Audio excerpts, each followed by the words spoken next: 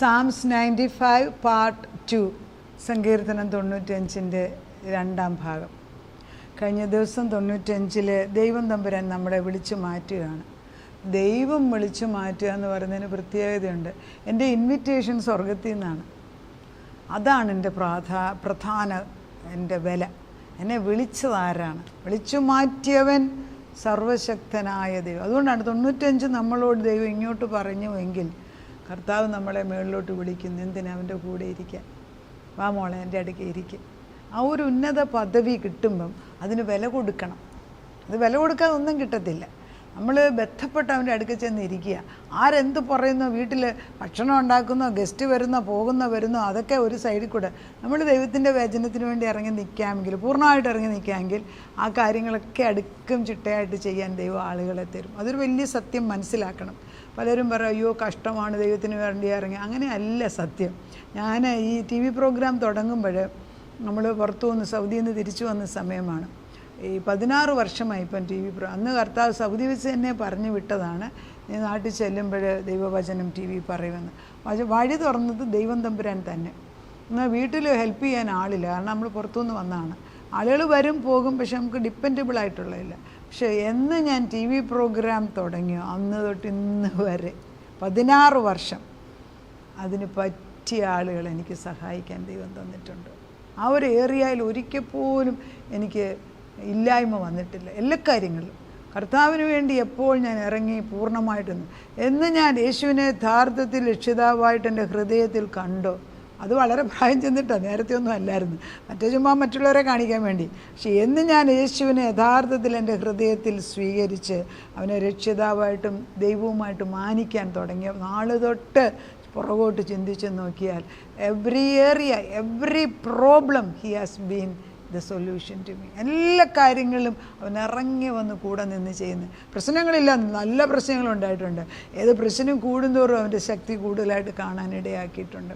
അതുകൊണ്ടാണ് ഇന്നിപ്പം ദൈവത്തിൻ്റെ വചനം പറയുന്നതിൻ്റെ മെയിൻ ഒരു പർപ്പസ് ഇതേപോലെ പ്രയാസത്തിൽ കൂടെ പോകുന്നവർക്ക് സത്യവചനത്തിൽ കൂടെ ഉത്തരം കിട്ടും.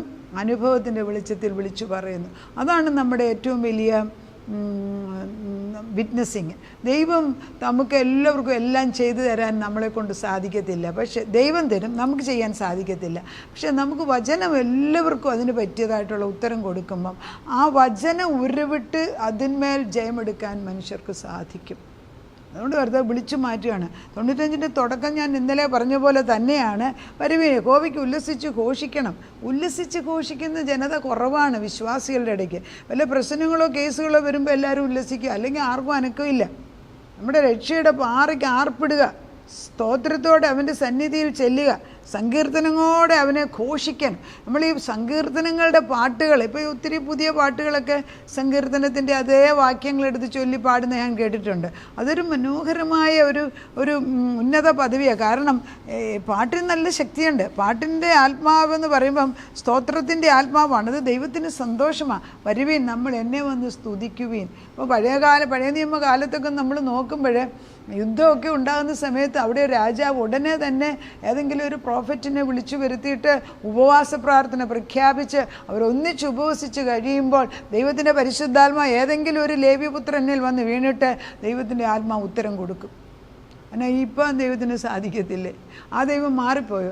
അതിലും ഉന്നതനായിട്ട് പരിശുദ്ധാത്മാവ് നമ്മളിൽ ഇപ്പോൾ വസിക്കത്തക്ക വിധത്തിൽ നമ്മളിൽ വസിക്കാൻ ദൈവം അനുവദിച്ചിട്ടും ഇതുപോലെ മിസറബിളായിട്ട് ജീവിക്കേണ്ട ആവശ്യമുണ്ടോ എന്ന് ചിലപ്പം ചിന്തിക്കേണ്ടി വരും. വിശ്വാസികളുടെ വിശ്വാസത്തിൻ്റെ ആഴക്കുറവ് കൊണ്ട് തന്നെയല്ലേ പല മണ്ടത്തരങ്ങളും ബുദ്ധിഹീനതയും നമ്മളിൽ കൂടെ കടന്നു. നമ്മുടെ തലമുറകൾ നശിച്ചു പോകുന്നത് അതില്ലേ? നമുക്ക് കുടുംബത്തെക്കുറിച്ചുള്ള മഹത്വം ഇല്ലാതെ പോകുന്നത് അതുകൊണ്ടല്ലേ? ഞാൻ ആരെന്നുള്ള ബോധം എനിക്കില്ലാത്തതുകൊണ്ടല്ലേ നമ്മുടെ കുടുംബത്തെക്കുറിച്ച് നമ്മളെക്കുറിച്ച് നമ്മൾ താഴ്ത്തി സംസാരിക്കുന്നത്? യേശു എപ്പോഴെങ്കിലും പിതാവിനെക്കുറിച്ച് അഴുക്കായിട്ട് യേശു സ്വർഗത്തെക്കുറിച്ച് അഴുക്ക് പറഞ്ഞു കേട്ടു. സ്വർഗം അതുപോലെ മനോഹരമാണ്, അവിടെ പറഞ്ഞ് തീരൂല.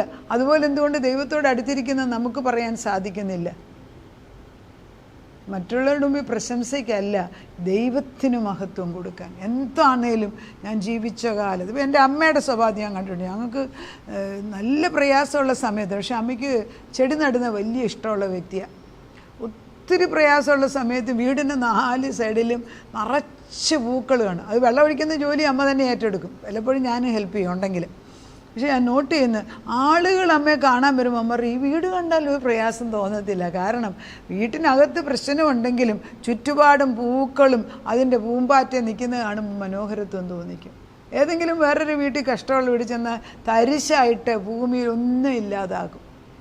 ആ അവസ്ഥയിലാക്കാതിരിക്കാൻ നമുക്ക് സാധിക്കും. ദൈവമേ, നിൻ്റെ കരുണ എൻ്റെ കൂടെ ഇരിക്കണമേ എന്ന് പ്രാർത്ഥിച്ചുകൊണ്ടിരിക്കണം. 95-ൻ്റെ 6-ാം വാക്യം വരെ കഴിഞ്ഞ ദിവസം എടുത്തു. വീണ്ടും 6-ൽ ഇങ്ങനെയാണ് തുടങ്ങുന്നത്, വരുവീൻ വണങ്ങി നമസ്കരിക്കുക, നമ്മെ നിർമ്മിച്ച യഹോവയുടെ മുമ്പിൽ മുട്ടുകുത്തണം. ആരുടെ മുമ്പിൽ? യഹോവയുടെ മുമ്പിൽ. വചനം വ്യക്തമായിട്ട് ഇതിന് വല്ലതും കൂടുതൽ പഠിപ്പിക്കണം ആരേലും. ആരാ യഹോവ എന്നും, യഹോവ എന്ന് പറഞ്ഞാൽ ആരാണെന്നും, യഹോവ ആർക്ക് വേണ്ടിയാണ് വന്നതെന്നും മനുഷ്യരാശിയെ രക്ഷിക്കാനാണെന്നും എല്ലാം നമ്മൾ വേദപുസ്തകത്തിൽ പഠിച്ചവരാണ്. ഈ ദൈവം നമ്മുടെ ദൈവമാണെന്നും നമ്മളെ പരിപാലിക്കുന്ന ദൈവമാണെന്നും നമുക്കും അറിയാമായിട്ടും നമ്മളെ അവൻ്റെ സ്വരൂപത്തിനും ഛായയിലും സൃഷ്ടിച്ചിട്ട് എങ്ങനെ ഇവനിൽ നിന്ന് മാറിപ്പോയി തിരിച്ചു വാ. അതുകൊണ്ടാണ് വരുവീൻ വണങ്ങി നമസ്കരിക്കുക, നമ്മെ നിർമ്മിച്ച യഹോവയുടെ മുമ്പിലെ മുട്ടുകുത്തുക. അവൻ നമ്മുടെ ദൈവമാകുന്നു, നാമോ അവൻ മേയിക്കുന്ന ജനവും അവൻ്റെ കൈക്കലെ ആടുകളുമാകുന്നു. അതാണ് പ്രത്യേകമായിട്ട് എന്നെ മേയിക്കുന്നത് എൻ്റെ ദൈവമാണ്. ഞാൻ ദൈവത്തിൻ്റെ ജനമാണ്, എൻ്റെ കർത്താവിൻ്റെ കയ്യിലെ ആടാണ്. ഈ ആടിനെ പോലെ ബുദ്ധിയില്ലാതെ ഒരെണ്ണം വേറെണ്ണമില്ല. അതിന് അങ്ങോട്ട് പോയി അങ്ങോട്ട് പോയി ഇങ്ങോട്ട് പോയി പിന്നെ തിരിച്ചു വരാൻ അറിഞ്ഞുകൂടാ. പക്ഷെ ഇടയൻ അതുപോലെ നല്ലവനാകിയാൽ എവിടെ കിടന്ന് കുരുങ്ങിക്കിടന്നാൽ ഈ ഇടയൻ വന്ന് കണ്ടുപിടിക്കും. അങ്ങനെ ഒരു ദൈവം എനിക്കുണ്ട്. അങ്ങനെ ഒരു ദൈവം എൻ്റെ മകന് വേണ്ടി അല്ലെ മകൾക്ക് വേണ്ടി ഉണ്ട്. എവിടെ ഒളിച്ചിരിക്കാൻ സാധിക്കും കർത്താവേ? എൻ്റെ വചനമല്ലേ ഇത് പറയുന്നത്. നമ്മൾ ഈ വചനം എടുത്തുകൊണ്ടല്ലേ കയറി ചെല്ലുന്നത്. നീ ഇങ്ങനെ ഇതിനകത്ത് എഴുതി വെച്ചിട്ടുണ്ടല്ലോ, എന്നാൽ പിന്നെ അല്ലെ ഈ വചനം എടുത്ത് മാറ്റിക്കളയാൻ. വേദപുസ്തകത്തിൽ നീ വചനം വെട്ടിമാറ്റാൻ അതാ വചനം. ആകാശവും ഭൂമിയും മാറിപ്പോയാലും എൻ്റെ വചനം മാറത്തില്ലെന്ന്. ഇത്രയും ഉറപ്പല്ലേ ആ വചനത്തിൻ്റെ ഉറപ്പ്. നമ്മൾ വചന അടിസ്ഥാനത്തിൽ തന്നെയല്ലേ പറയുന്നത്. അത് കഴിഞ്ഞിട്ട് പിന്നെ ഇന്ന് നിങ്ങൾ അവൻ്റെ ശബ്ദം കേൾക്കുന്നു എങ്കിൽ മെരീബായിലെ പോലെയും മരുഭൂമിയിൽ മസാനാളിനെ പോലെയും നിങ്ങളുടെ ഹൃദയം കഠിനമാക്കരുത്. ഇന്നൊന്നൊരു ദിവസം ഉണ്ടെങ്കിൽ ദൈവശബ്ദം നമ്മൾ കേൾക്കുന്നെങ്കിൽ അത് മറുത്ത് നിൽക്കരുത്. ആ ദൈവശബ്ദം കേൾക്കുന്നത് വ്യക്തമായിട്ട് കേൾക്കാനുള്ള കൃപയുണ്ടാകണം. സംഖ്യാപുസ്തകം 20-ലാണ് അത് എഴുതിയിരിക്കുന്നത്. സംഖ്യാപുസ്തകം 20 എടുത്ത് വായിക്കുന്നത് നല്ലതാണ്. അപ്പം ഇസ്രായേൽ ജനത മിസ്രൈമിൽ നിന്ന് വന്ന് സീൻ മരുഭൂമിയിൽ താമസിക്കുമ്പം അവർക്ക് അവിടെ വെച്ച് മിര്യാം മരിക്കുകയാണ്. നമ്മളെ പാട്ട് പാടുന്ന നൃത്തം ചെയ്യുന്ന ആൾ മരിച്ചുപോയി കേട്ടല്ലോ. അവർ മരിച്ചുപോയി കഴിഞ്ഞപ്പോഴത്തേക്ക് ജനങ്ങൾ അവിടെ കൂടിയിരിക്കുന്നവർക്ക് കുടിക്കാൻ വെള്ളമില്ല. എവിടെയാണ്? സീർ മരുഭൂമിയിൽ. അന്നേരം എന്ത് പറയുന്നു? മോശയും അഹ്റോനും സഭയുടെ മുമ്പിൽ നിന്ന് സമാഗമന കൂടാരത്തിന് വാതിക്കൽ ചെന്ന് കവിന്ന് വീണു. എന്താ? അവർക്ക് അറിയാൻ തുടങ്ങി. ജനമെല്ലാവരും മോശയോട് കലഹിക്കുന്നു. അനുസരണക്കേടിൻ്റെ ആത്മാവാണ് നമ്മളിലല്ല. ഇത് ഈ മോശയുടെ കൂടെയുള്ളവരെ കുറിച്ച് പറയുന്നു. നമുക്ക് ഇതിൽ തന്നെയാണ് ക്യാരക്ടർ. ഇപ്പം നമ്മൾ ആ സിറ്റുവേഷനാണെങ്കിൽ വെള്ളമില്ലെന്ന് പറഞ്ഞ് വഴക്കുണ്ടാക്കുന്നത് ഞാൻ കാണുന്നതിന് മുമ്പ് ഞാനും കണ്ടേന്. അയ്യോ വെള്ളമില്ല, ഇതെന്തൊരു ജീവിതമാണ്. ഒന്നെങ്കിലും ഒന്നും പറയാതിരിക്കത്തില്ല. പക്ഷെ ദൈവത്തിനോടെതിരായിട്ടാണ് പറയുന്നതെന്ന് അവരും ചിന്തിച്ചില്ല. നമ്മളിപ്പോൾ ഓരോന്ന് പറയുമ്പോൾ ശ്രദ്ധിക്കണം. ദൈവത്തിനെതിരെ വളരെ ശ്രദ്ധയോടുകൂടി നമ്മൾ അതിനകത്ത് കടന്നു വരണം. താൻ്റെ പരിശുദ്ധാത്മാവ് നമ്മളെ കൊണ്ട് പറയിപ്പിക്കുന്നത് ഇങ്ങനെയാണ്. പരിശുദ്ധാത്മാവിൻ്റെ ശക്തിയിൽ ദൈവത്തിൻ്റെ ആത്മാവ് പറയുന്നു, ദൈവത്തിൻ്റെ ആത്മാവിനെ വ്യസനിപ്പിക്കുന്ന ഒന്നും ചെയ്യരുത്.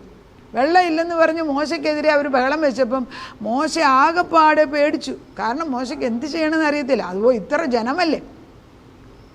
അപ്പം അവർ പറയുന്നു, ഇവിടെ വിത്തും അത്തിപ്പഴവും മുന്തിരിപ്പഴവും മാതളനാരവും ഇല്ല, ഇതെല്ലാം ഇഷ്ടം പോലെ തിന്നുന്ന പോലെ.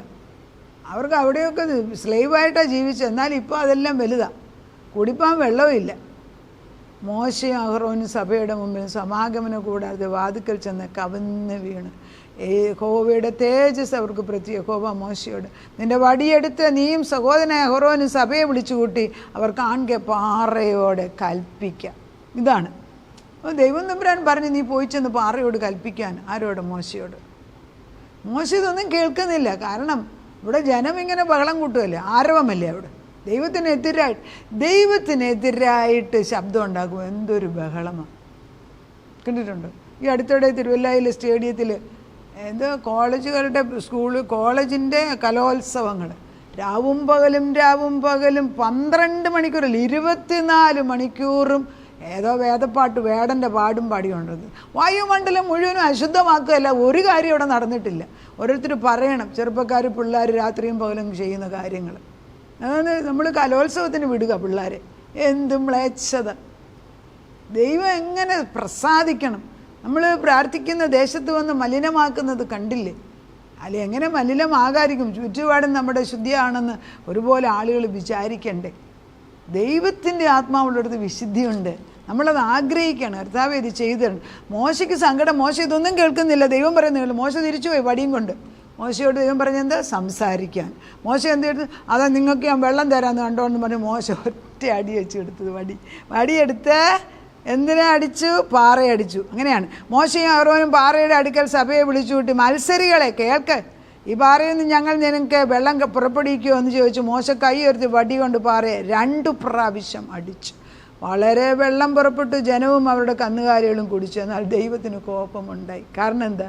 നിങ്ങൾ ഇസ്രായേൽ മക്കൾ കാണുക എന്നെ ശുദ്ധീകരിപ്പാൻ തക്കവണ്ണം എന്നെ വിശ്വസിക്കാതിരുന്നത് കൊണ്ട് നിങ്ങൾ ഈ സഭയെ ഞാൻ അവർക്ക് കൊടുക്കുന്ന ദേശത്തേക്ക് കൊണ്ടുപോകുകയില്ല എന്ന് അരുളിച്ചു. കണ്ടോ? ഇത് മോശ അനുസരണക്കേട് കാണിച്ചത്. മോശ കേട്ടില്ല, അതുകൊണ്ടാണ് ശ്രദ്ധിച്ചില്ല. ദൈവകോപം ഉണ്ടായിട്ട് പറയുന്നു, എന്നെ എന്തുകൊണ്ട് നീ അവരുടെ മുമ്പിൽ വിശദീകരിച്ചില്ല? അതുപോലെ ഞാൻ പറഞ്ഞു എന്തുകൊണ്ട് നീ വിശ്വസിച്ചില്ല? എന്നാ പറഞ്ഞത്? പറയുക. മോശ പാറയോട് സംസാരിക്കാൻ. അപ്പോൾ നമ്മൾ ചിന്തിക്കുക, പാറ അടിച്ചപ്പം വെള്ളം വീണു. നേരത്തെ വന്ന ഒരു പ്രാവശ്യം സംഭവിച്ചാൽ ഇപ്രാവശ്യം പാറ എടുക്കുന്ന പാറ യേശുവിൻ ദൈവത്തിൻ്റെ നാമത്തിൽ വെള്ളം വരട്ടെ എന്ന് പറഞ്ഞിരുന്നെങ്കിൽ ആർക്കായിരുന്നു ഗമ? യേശുവിനാണോ അതോ പിതാവാം ദൈവത്തിനും യേശുവിനും പരിശുദ്ധാത്മാവിനും അതോ മോശയ്ക്കാണോ? തീർത്തും ദൈവത്തിനല്ലായിരുന്നു. അത് നടന്നില്ല. അതിനാൽ മോശയ്ക്ക് ദൈവം തമ്പുരാൻ കനാൻ ദേശത്ത് കയറ്റി പോലും ഇല്ല. അത് ജഡീയ കരത്തിലുള്ള കറക്ഷനാണ്. അതുകൊണ്ട് പിന്നെ മോശ സ്വർഗത്തിലെ പിതാവിൻ്റെ അടുക്കൽ നിന്ന് യേശുവിൻ്റെ ക്രൂശമരണത്തിന് മുമ്പ് വരുന്നതായിട്ട് നമുക്ക് കാണാം. അപ്പോൾ ഇങ്ങനെയുള്ള മത്സര ബുദ്ധി ഉണ്ടാകരുത്. നിങ്ങളുടെ ഹൃദയത്തെ കഠിനമാക്കരുത്. അവിടെ വെച്ച് നിങ്ങളുടെ പിതാക്കന്മാർ എന്നെ പരീക്ഷിച്ചു, എൻ്റെ പ്രവൃത്തി അവർ കണ്ടിട്ടും എന്നെ ശോധന ചെയ്തു. 40 ആണ്ട് എനിക്ക് ആ തലമുറയോട് നീരസം. എത്ര വർഷം? 40 വർഷത്തോളം. അവർ തെറ്റിപ്പോകുന്ന ഹൃദയമുള്ള ഒരു ജനം. കണ്ടോ? തെറ്റിപ്പോകുന്ന ജനം എന്നല്ല പറഞ്ഞു, തെറ്റിപ്പോകുന്ന ഹൃദയമുള്ള. നിൻ്റെ ഹൃദയം ശുദ്ധമാക്കണം. യേശുവിൻ്റെ ഹൃദയമാക്കി മാറ്റണം. എൻ്റെ വഴി അറിഞ്ഞിട്ടില്ലാത്തവരെന്ന് ഞാൻ പറയും. ദൈവത്തിൻ്റെ വഴി അറിയത്തില്ല. കർത്താവിൻ്റെ വഴി എന്തെന്നറിയാൻ വയ്യാഞ്ഞുകൊണ്ടല്ലേ ഈ കിടന്ന് ബഹളം വെച്ചത്. ആകയാൽ അവർ എൻ്റെ സ്വസ്ഥതയിൽ പ്രവേശിക്കുകയില്ലെന്ന് ഞാൻ എൻ്റെ ക്രോധത്തിൽ സത്യം ചെയ്തു. അതുകൊണ്ടാണ് ദൈവം പറഞ്ഞു, ഞാൻ എൻ്റെ പ്രവൃത്തിയിൽ ഞാൻ പൂർത്തിയാക്കിയ പ്രവൃത്തിയിൽ ഇവൻ പ്രവേശിക്കത്തില്ല. അതുകൊണ്ടാണ് മോശയുടെ കാലത്ത് കനാൻ ദേശത്ത് മോശ കയറിയില്ല, ദൂരത്തു നിന്ന് കണ്ടേ ഉള്ളൂ. അത് ജഡികമായ ശിക്ഷണം മാത്രമേ ഉള്ളൂ, ആത്മീയ ശിക്ഷണം അല്ലായിരുന്നു. എന്തെങ്കിലും ആട്ടെ, കർത്താവ് നമ്മുടെ മുമ്പിൽ വന്ന് നിൽക്കുകയാണ്. ഈ ദൈവത്തിൻ്റെ അടുക്കിലേക്ക് കടന്നു വന്ന് നമ്മുടെ ആവശ്യങ്ങൾ ഒരു കാര്യം ഓർക്കണം, മത്സര ബുദ്ധി ആകരുത്, അവിശ്വാസം ഉണ്ടാകരുത്, നിരാശ ഉണ്ടാകരുത്. ദൈവം പറഞ്ഞു അത് ചെയ്യും. മരിക്കേണ്ടി വന്നാലും കർത്താവ് പറഞ്ഞത് നടക്കും നടക്കും നടക്കും നടക്കും എന്ന് പറയാൻ നമ്മൾ ധൈര്യപ്പെടണം. കർത്താവ് പ്രവർത്തിച്ചോളും. പലപ്പോഴും ടെസ്റ്റ് ചെയ്യും. മക്കൾക്ക് വരുന്ന പ്രശ്നത്തിൻ്റെ ടെസ്റ്റ് അവർക്കല്ല. പിന്നെ അവരവരുടെ മക്കൾ വരുമ്പോൾ അവർക്കുള്ള ടെസ്റ്റ് എടുത്തോളും. കേട്ടല്ലോ? പ്രാർത്ഥിക്കാം. നാഥാ, നിൻ്റെ മുൻപിലേക്ക് ഞങ്ങൾ കടന്നു വരിക. ഇത്ര മനോഹരമായിട്ട് നീ 95-ാം സങ്കീർത്തനത്തിൽ കൂടെ ഞങ്ങളോട് സംസാരിക്കും. കടന്നുവാ, എന്നെ നമസ്കരിക്ക്, തപ്പോടും കിന്നരത്തോടും കൂടെ എന്നെ സ്തുതിക്ക്. കർത്താവിൻ്റെ പരിശുദ്ധാത്മാവിനെ വ്യസനിപ്പിക്കുന്ന ഒന്നും ചെയ്യരുത്. കർത്താവെ, മോശയുടെ കാലത്ത് ഇസ്രായേൽ ജനത വെറുവിറുക്ക തന്നെയല്ല, മോശ പോലും ദൈവം പറഞ്ഞത് ശ്രദ്ധ വെച്ച് കേട്ടില്ലല്ലോ. അങ്ങനെയുള്ള ഗതികേട് ഈ മുൻപിൽ നിൽക്കുന്നവർക്ക് ഏറ്റവും കൂടുതൽ ശിക്ഷയാണല്ലോ കർത്താവെ. അങ്ങനെ സംഭവിപ്പിക്കരുതേ എന്ന് ഞങ്ങളുടെ ബലഹീനത കാണുമ്പോൾ അഭിഷം ചിലപ്പം കാണാതെ ഇരിക്കുന്ന ഓർത്തിട്ട് നന്ദി പറയുന്നു. ഈ ബലഹീനതയിൽ കരുണ തോന്നിയിട്ട് എൻ്റെ കൃപയുടെ നദി കൊണ്ട് ഞങ്ങളെ കഴുകി ശുദ്ധീകരിച്ച് രക്തത്താലെ വെടിപ്പാക്കി ഞങ്ങളെ പൂർണ്ണമായിട്ടും നിൻ്റെ വസ്ത്രം ധരിപ്പിച്ച് നിർത്തണമേ എന്ന് പ്രാർത്ഥിക്കുന്നു. അറിഞ്ഞോ അറിയാതെയോ തെറ്റ് പറ്റിയിട്ടുണ്ടെങ്കിൽ ഞങ്ങളതിന് ക്ഷമ ചോദിക്കുന്നു. അടുത്ത തലമുറയിലേക്ക് നിൻ്റെ പരിശുദ്ധാത്മാവിൻ്റെ ഒഴുക്ക് വരണമേ എന്ന് പ്രാർത്ഥിക്കുന്നു. പ്രാർത്ഥനയായിട്ട് ഉത്തരം തന്ന ദൈവത്തിന് നന്ദി. യേശു ക്രിസ്തുവിൻ്റെ പൊന്നുനാമത്തിൽ തന്നെ ആമേൻ.